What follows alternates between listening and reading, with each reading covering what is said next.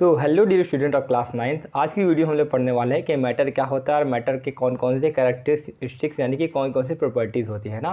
तो मैटर का नाम सुनते ही जो बैक बेंचर्स होते हैं ना वो बिल्कुल जोश में आ जाते हैं। वो तो लगता है अपने दोस्तों को फ़ोन मिलाने, वो कहते हैं अरे यार आ जाओ सर के साथ मैटर हो गया है ना। तो लफड़ा वाला मैटर नहीं है, ये कौन सा मैटर है, ये मैटर है पदार्थ वाला ना। तो आइए इस वीडियो में हम लोग जानते हैं कि मैटर क्या होता है, इसको हम लोग कैसे डिफ़ाइन करते हैं ना। आइए इसको स्टार्ट करते हैं। तो मैटर को हम लोग डिफाइन करते हैं anything which has mass and occupies some space called matter. कह रहा है कि दुनिया में कोई भी ऐसा चीज़ जिसके पास क्या हो, ये दो चीज़ें हैं। वो दो चीज़ें कौन कौन सी है? पहला चीज़ ये है कि उसके पास मास होना चाहिए, दूसरा चीज़ ये है कि ऑक्यूपाइज सम स्पेस, इसका मतलब होता है जगह को घेरना चाहिए ना। तो इस दुनिया में कोई भी ऐसा चीज़ जिसके पास क्या हो, खुद का कुछ ना कुछ मास हो और कुछ जगह को घेरता हो, उसे हम लोग मैटर के कैटेगरी में रखते हैं, यानी कि उसे हम मैटर कहते हैं ना। तो हम ह्यूमन बींग्स क्या है, हम लोग मैटर है क्योंकि हमारा खुद का कुछ ना कुछ मास होता है और हम लोग जहाँ खड़े होते हैं उस जगह को क्या करते हैं, कवर कर लेते हैं ना। तो दुनिया में जितनी भी चीज़ें हैं, टेबल हो गया, पेन हो गया, कॉपी हो गया ना, ये सब सारे मैटर का हिस्सा है। क्यों?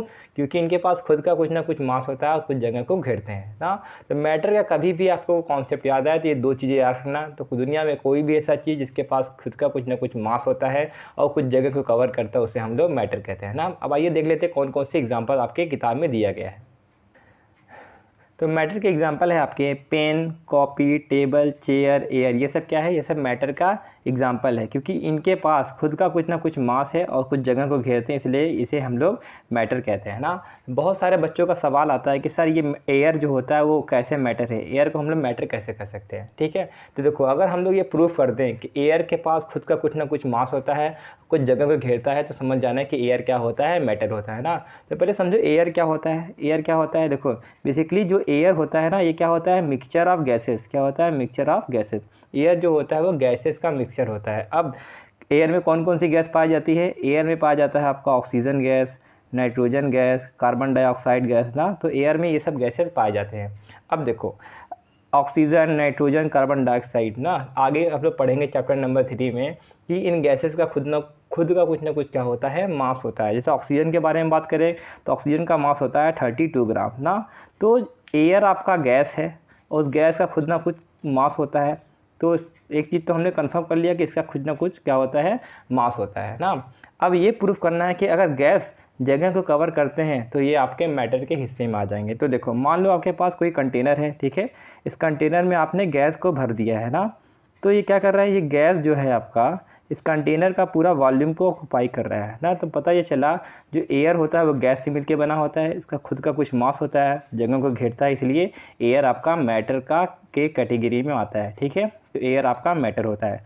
तो थोड़ा सोचिए कौन कौन सा ऐसा चीज़ है जो कि मैटर नहीं है ना। मतलब कौन सा ऐसा चीज़ है जिसके पास क्या है, खुद का कुछ ना कुछ, खुद का ना मास हो ना ही जगह को कवर करता हो ना, वो मैटर का हिस्सा नहीं है। तो कौन कौन से हैं देखे, जैसे कि टाइम हो गया ना। टाइम का ना कोई मास है ना कोई जगह को कवर करता है, तो टाइम मैटर नहीं है। साउंड मैटर नहीं है ना। ऐसे बहुत सारी चीज़ें हैं जो मैटर का हिस्सा नहीं है। तो आइए कुछ ऐसे एग्जांपल भी देख लेते हैं जो मैटर की कैटेगरी में नहीं आता है। तो कौन कौन सी चीज़ें मैटर नहीं है? देखिए लव, हेट, कोल्ड, थॉट ना, ये सब सारे के सारे जो है ये नॉट ए मैटर, ये मैटर की कैटेगरी में नहीं आते। क्यों नहीं आते? क्योंकि इनके पास नहीं मास है और नहीं ये जगह को कवर करते हैं, इस वजह से ये मैटर नहीं है ना। तो यहाँ पे लिखा है कि लव मैटर नहीं है ना। तो प्यार मैटर नहीं है, प्यार मैटर नहीं करता रियल लाइफ में भी, आपको भी पता है ना। इसी वजह से इन सब चक्करों में को छोड़ो, आप पढ़ाई पे अच्छे से फोकस करिए ना। लव डजंट मैटर, आपने सुना होगा, ठीक है। तो लव हो, हेट हो, कोल्ड, ये सब मैटर का हिस्सा नहीं है क्योंकि इनके पास न मास है न ही स्पेस को कवर करते हैं ना। अब आइए देखते हैं कि मैटर के कौन कौन से कैरेक्टरिस्टिक्स यानी कि कौन कौन सी प्रॉपर्टीज़ होती है ना। ये बहुत ही इंपॉर्टेंट, इसको आप लोग गौर से पढ़िएगा, ठीक है। ये स्टार्ट करते हैं। तो अब हम लोग पढ़ेंगे कैरेक्टरिस्टिक्स ऑफ मैटर, यानी कि मैटर की कौन कौन सी कैरेक्टरिस्टिक्स होते हैं ना। तो पहला पॉइंट क्या है, matter is made up of particle. कह रहा है जितने भी मैटर होते हैं वो पार्टिकल से मिलके बने होते हैं ना। तो देखो चाहे कोई ही मैटर ले लो ना, जैसे मान लो आपके चौक है ना, आप जब चौक को तोड़ेंगे तो चौक का पाउडर बन जाता है। इससे पता चला चौक भी पाउडर से बन के बना, यानी चौक के से छोटे पार्टिकल है। जैसे आपका घर हो गया, पूरा का पूरा घर जो होता है वो किससे मिलके बना होता है, छोटी छोटी ईंट से मिलके बना होता है ना। तो दुनिया में कोई भी ऐसा चीज़ है जो भी बहुत बड़े लेवल पे है ना, वो छोटे छोटे चीज़ों से मिलके बना है। तो मैटर भी जो होता है वो छोटे छोटे पार्टिकल से मिलकर बना होता है। दुनिया में कोई भी चीज़ ऐसा हो जो मैटर का हिस्सा है वो क्या होता है, पार्टिकल से मिलकर बना होता है। ये आपकी मैटर की पहली प्रॉपर्टीज़ है। आइए इसकी दूसरी प्रॉपर्टी की तरह हम लोग बढ़ते हैं। तो मैटर की जो दूसरी प्रॉपर्टीज़ क्या है, particles of matter are very small. कह रहा है कि मैटर के जो पार्टिकल होते हैं बहुत ही ज़्यादा स्मॉल होते हैं ना।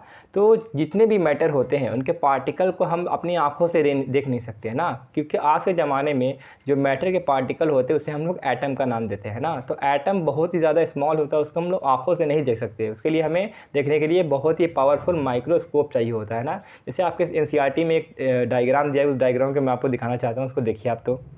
तो देखिए एनसीईआरटी में आपका डायग्राम है, किसका डायग्राम है, ये आपका वाटर के पार्टिकल को दिखाया जा रहा है ना। अगर इसको आप गौर से देखेंगे, ये क्या है, ये पूरा का पूरा वाटर है ना। तो वाटर की यहाँ पे देख रहे हैं आपको छोटे छोटे पार्टिकल दिख रहे होंगे। ये वाटर के पार्टिकल हम लोग आँखों से नहीं देख सकते, लेकिन जब हम लोग माइक्रोस्कोप से जूम करके देखेंगे तो क्या होगा, हमें इसके पार्टिकल देखने को मिलेंगे। तो पता ये चला कि जितने भी मैटर होते हैं वो पार्टिकल से मिलके बने होते हैं, और पार्टिकल क्या होता है, बहुत ही ज़्यादा स्मॉल होता है, उसको हम लोग आँखों से देख नहीं सकते, उसके लिए माइक्रोस्कोप चाहिए होता है ना। तो आइए तीसरे पॉइंट की तरफ हम लोग बढ़ते हैं। तो तीसरा पॉइंट है particles of matter are continuously moving. कह रहा है कि मैटर के जो पार्टिकल होते हैं वो हमेशा क्या करते हैं, मूव करते रहते हैं ना। कोई भी आपका मैटर हो, चाहे सॉलिड हो, चाहे लिक्विड हो, चाहे गैस हो, उसके जो पार्टिकल्स होते हैं वो लगातार क्या करते हैं, मूव करते रहते हैं। ऐसा क्यों होता है? ऐसा इसलिए होता है कि मैटर के जो पार्टिकल्स होते हैं उनके पास एक एनर्जी होती है, जिसको हम लोग बोलते हैं काइनेटिक एनर्जी ना। काइनेटिक एनर्जी की वजह से क्या होता है, वो पार्टिकल हमेशा क्या करते हैं, मूव करते रहते हैं। तो यही हमारा अगला पॉइंट है। तो इसमें लिखा है कि particles of matter are continuously moving because they have kinetic energy ना, क्योंकि उनके पास क्या होता है, काइनेटिक एनर्जी होता है। काइनेटिक एनर्जी होने की वजह से क्या होता है, वो कंटिन्यू मूव करते रहते हैं ना। तो इसमें एक सवाल आता है, क्या इसमें सवाल आता है, किसी मैटर के जो पार्टिकल होते हैं उनकी अगर काइनेटिक एनर्जी को बढ़ाना है तो क्या करना है, तो आपको सिंपली कुछ नहीं करना है, टेम्परेचर को बढ़ा दीजिए। टेम्परेचर बढ़ाने से उसकी काइनेटिक एनर्जी यानी कि मोशन क्या होता है, बढ़ जाता है। जैसे मान लीजिए आपने पानी को रखा है गैस पे गर्म करने के लिए ना, जैसे जैसे हम फ्लेम को बढ़ाते हैं वैसे वैसे क्या होता है, आप देखते हैं पानी के जो पार्टिकल्स होते हैं बहुत तेज़ी के साथ वाइब्रेट करते रहते हैं ना। तो जैसे जैसे टेम्परेचर बढ़ाएंगे वैसे वैसे क्या होगा, आपके मैटर के जो पार्टिकल है उसकी काइनेटिक एनर्जी भी बढ़ेगी। तो ये अगला पॉइंट हम लोग लिखेंगे। तो इसमें लिखा है कि as the temperature increases kinetic energy of the particle also increases. कह रहा है कि जैसे जैसे टेम्परेचर को हम लोग बढ़ाएंगे उसकी काइनेटिक एनर्जी भी क्या होगी, बढ़ेगी ना। तो जितने भी आपके मैटर होते हैं वो हमेशा उनके पास उसकी काइनेटिक एनर्जी होती है, और काइनेटिक एनर्जी बढ़ाने के लिए हमें क्या करना पड़ेगा, टेम्परेचर को बढ़ाना है ना। आपको एक एनिमेशन दिखाता हूँ, उस एनिमेशन की मदद से आप अच्छे से समझ सकते हैं कि मैटर का जो कोई भी पार्टिकल होता है वो किस तरीके से मूव करता है। आइए देखते हैं उसको। तो इस एनिमेशन में आप देख सकते हैं आपके पास सॉलिड है, लिक्विड है और गैस है ना। अगर हम लोग सॉलिड के पार्टिकल को देखेंगे तो देखिए सॉलिड के पार्टिकल क्या कर रहे हैं, मूव कर रहे हैं ना। लिक्विड के पार्टिकल भी क्या होते हैं, मूव कर रहे हैं। गैस के पार्टिकल भी क्या हो रहे हैं, मूव कर रहे हैं ना। तो चाहे सॉलिड हो, चाहे लिक्विड हो, चाहे गैस हो, इस सब के सब मैटर के हिस्से में आते हैं और ये क्या करते हैं, हमेशा मूव करते रहते हैं। क्यों मूव करते हैं, क्योंकि इनके पास क्या होता है, काइनेटिक एनर्जी। काइनेटिक एनर्जी होने की वजह से ये क्या करते हैं, मूव करते रहते हैं ना। तो हमेशा याद रखिएगा कि जो मैटर होते हैं वो क्या होता है, छोटे छोटे पार्टिकल से मिलकर बने होते हैं ना। और पार्टिकल इतना छोटा होता है कि हम लोग को आँखों से नहीं दिखता, और ये हमेशा क्या करते हैं, मूव करते रहते हैं, क्योंकि इनके पास काइनेटिक एनर्जी होता है। और काइनेटिक एनर्जी बढ़ाने के लिए हमें क्या करना पड़ेगा, टेम्परेचर को इंक्रीज़ कर दीजिए। टेम्परेचर बढ़ाएंगे तो उसकी काइनेटिक एनर्जी भी क्या हो जाएगी, बढ़ जाएगी। ठीक है, अब आइए हम लोग बढ़ते हैं मैटर की अगले कैरेक्टरिस्टिक्स की तरफ। तो देखिए चौथा प्रॉपर्टी कह रहा है particles of matter have space between them. कह रहा है कि मैटर के जो पार्टिकल्स होते हैं उनके बीच में क्या होता है, कुछ ना कुछ स्पेस होता है ना। तो कोई भी मैटर हो, सॉलिड, लिक्विड, गैस, इनके पार्टिकल्स के बीच में कुछ ना कुछ स्पेस होता है ना। तो आइए आपको जैसे कि मैं आपको दिखाता हूँ। तो देखिए आपके पास सॉलिड, लिक्विड और गैस ना, ये आपके पास तीन तरह के मैटर दिए गए हैं ना। ये पहला जो आपका डायग्राम दिख रहा है सॉलिड का है, दूसरा वाला लिक्विड का है, तीसरा वाला गैस का डायग्राम दिया गया है ना। आप देख सकते हैं इन सॉलिड के जो पार्टिकल्स हैं इनके बीच में क्या थोड़ा थोड़ा गैप है, ये लिक्विड के पार्टिकल है, उसमें भी क्या है, थोड़ा थोड़ा गैप है, और गैस के पार्टिकल में गैप तो बहुत ज़्यादा है ना। तो इससे पता ये चलता है कि कोई भी मैटर हो उस मैटर के पार्टिकल के बीच में कुछ क्या होता है, स्पेस होता है ना। किसी में स्पेस ज़्यादा होता है, किसी में स्पेस कम होता है ना। तो स्पेस की बात करेंगे तो सबसे ज़्यादा स्पेस गैस में होता है, फिर आपका लिक्विड में होता है, फिर सॉलिड में होता है ना। तो इस तरीके से इसके हम लोग इंटरमॉलिक्यूलर स्पेस को डिनोट करते हैं ना। एक एग्जांपल और एनसीईआरटी में दिया गया, उसके एग्जांपल को भी आप देखिए अच्छे से। तो देखिए इस डायग्राम में क्या दिखाना चाह रहा है, समझो। इस डायग्राम में आपके पास दिया है वाटर लिया और क्या लिया है, सॉल्ट लिया है ना। तो हम लोग वाटर में सॉल्ट को डिज़ोल्व करते हैं। तो देखो ये वाटर के पार्टिकल से बीच में कुछ ना कुछ क्या होता है, स्पेस होता है। तो जब भी इस वाटर में हम लोग सॉल्ट को मिलाते हैं तो क्या करता है, वो सॉल्ट इस स्पेस में आके फिट हो जाता है ना। इस डायग्राम में देख सकते हैं वाटर में जब हम लोग सॉल्ट मिलाते हैं, देख सकते हैं ये जो आपके ब्राउन कलर के बॉल है वो आपके सॉल्ट के पार्टिकल दिख रहे हैं। तो ये सॉल्ट के पार्टिकल क्या होते हैं, वाटर में जाके डिज़ोल्व हो जाते हैं ना। तो जब भी एक पार्टिकल को आप दूसरे पार्टिकल में मिक्स करेंगे तो उसके गैप में जाके डिज़ोल्व हो जाता है ना। तो जब हम लोग वाटर में सॉल्ट को मिलाते हैं तो वाटर में कुछ ना कुछ स्पेस होता है, उस स्पेस में जाके सॉल्ट क्या होता है, डिज़ोल्व हो जाता है ना। जैसे कि मान लो एक कमरा है, ठीक है, उस कमरे में 30 लोग बैठ सकते हैं और 30 लोग बैठे भी हुए हैं। तो क्या कोई बाहर से आ पाएगा, नहीं आ पाएगा, क्योंकि इसमें कोई स्पेस नहीं है। अब वही कमरे को खाली कर देंगे तो बाहर वाला क्या हो सकता है, उसमें आ सकता है। सेम वही हाल इसमें भी है। वाटर में जब हम लोग सॉल्ट को डिज़ोल्व करते हैं तो डिज़ोल्व हो जाता है, घुल जाता है उसमें। क्यों? क्योंकि वाटर में कुछ ना कुछ क्या होता है, स्पेस होता है। उसी स्पेस को सॉल्ट क्या करता है, फिल कर देता है। तो इससे ये पता चला कि जो आपके मैटर होते हैं उनके पार्टिकल के बीच में कितना कुछ स्पेस होता है, किसी में स्पेस ज़्यादा होता है, किसी में स्पेस कम होता है। अब आइए हम लोग देखते हैं मैटर की लास्ट कैरेक्टरिस्टिक्स कौन सी है। तो मैटर की जो फिफ्थ पार्ट है वो क्या कह रहा है, particles of matter attract each other. कह रहा है कि मैटर के जो पार्टिकल्स होते हैं वो एक दूसरे के अट्रैक्ट करते हैं ना। ऐसा क्यों होता है, देखो चाहे जो भी पार्टिकल्स हो वो एक दूसरे को अट्रैक्ट इसलिए करते हैं क्योंकि उनके पास क्या होता है, फोर्स ऑफ अट्रैक्शन होता है। जैसे मान लो आपके पास मैग्नेट है, तो मैग्नेट का नॉर्थ पोल और दूसरे मैग्नेट का साउथ पोल एक दूसरे को अट्रैक्ट करता है। ऐसे एक मैटर के जो भी पार्टिकल्स होते हैं उनके बीच में क्या होता है, उनके अंदर इलेक्ट्रॉन और प्रोटॉन पाए जाते हैं ना। तो वो एक दूसरे को क्या करते हैं, अट्रैक्ट करते हैं। तो कोई भी मैटर हो, सॉलिड हो, लिक्विड हो, गैस, उनके पार्टिकल आपस में क्या करते हैं, अट्रैक्ट करते हैं, क्योंकि उनके पास क्या होता है, फोर्स ऑफ अट्रैक्शन पाया जाता है।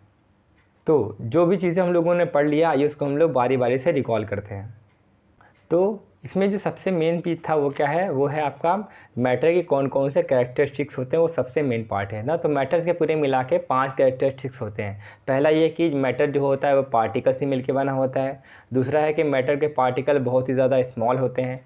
तीसरा यह है कि मैटर के पार्टिकल कॉन्टीन्यूसली मूव करते रहते हैं क्योंकि उनके पास काइनेटिक एनर्जी होता है, और टेम्परेचर बढ़ाएंगे तो काइनेटिक एनर्जी भी क्या होगी, बढ़ जाएगी। और चौथा पॉइंट क्या है, चौथा पॉइंट यह है कि जो मैटर के पार्टिकल होते हैं उनके बीच में क्या होता है, कुछ ना कुछ स्पेस होता है ना। स्पेस होने की वजह से क्या होता है, वो कोई भी चीज़ उसमें जाकर डिज़ोल्व हो जाता है। और लास्ट पॉइंट है कि जो मैटर के पार्टिकल होते हैं वो एक दूसरे को अट्रैक्ट करते हैं। क्यों अट्रैक्ट करते हैं, क्योंकि उनमें क्या लगता है, force of attraction. Force of attraction की वजह से क्या होता है, दूसरे को अट्रैक्ट करते हैं। ठीक है, तो आज की वीडियो में इतना ही। अब जो अगला वीडियो होगा वो हम लोग पढ़ेंगे क्लासिफिकेशन ऑफ मैटर, यानी कि मैटर को कितने पार्ट में क्लासीफाई यानी कि बांटा गया है। ठीक है, तो ऐसे मज़ेदार वीडियो के साथ मिलते हैं हम लोग नेक्स्ट वीडियो में। तब तक के लिए हैव अ गुड डे।